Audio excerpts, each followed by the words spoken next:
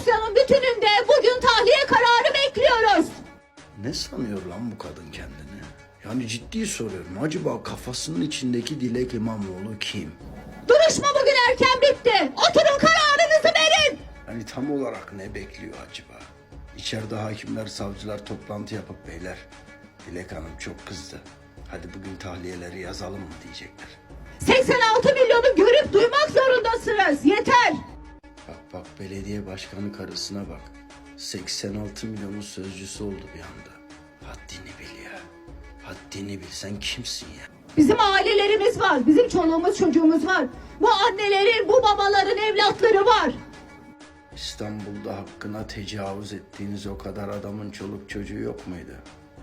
Hı? Bitti İstanbul karla boğuşurken güneşli ülkelerde sokaklarda dans etmeler Dilek Hanım. Bundan sonra hafta sonları Silivri'de geçecek.